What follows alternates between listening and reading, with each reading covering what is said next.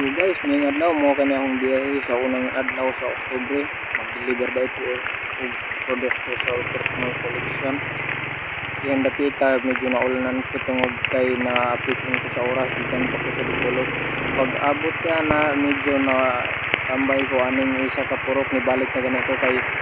iso jud kayo akong dala mga karton na lata na diha na ko padulungan ang gamay kayo nga payag. Mao na yung akong pasilungan panahon kung maabtan ko ulan din dapita lahi tong dito sa ibabaw kay nakapasilong ko karong gamara gyud kay ni murag kuan ra ni siya kanini ang kuan sa kuan sa kanang purok sa mga mag wifi mao gini ang akong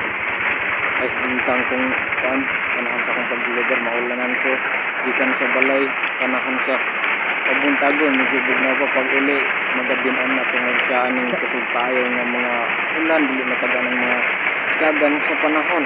iring dapita medyo na lain ako ang lawas tungod kay agsa na din semana at kahilan nato lang pipila lamang ka mga adlaw gi kuan ang kung itakwan niya kung mga kuan tungod kay ila na ka adlaw gikan sa balay mainitan pag uli ulan kayo mo ni ang akong mga kaagi sa kinabuhi kahit kayo bisan pa na pero padayon lang punta sa pagnegosyo tungod kay kasi dahil puhon maka ang kontratag maayong kinabuhi o kaharuhay sa kinabuhi di lang ta mag kuan di lang ta mundang padayon lang punta sa atong negosyo ginaura na sayo ana bisan pa usahay nga adunay mga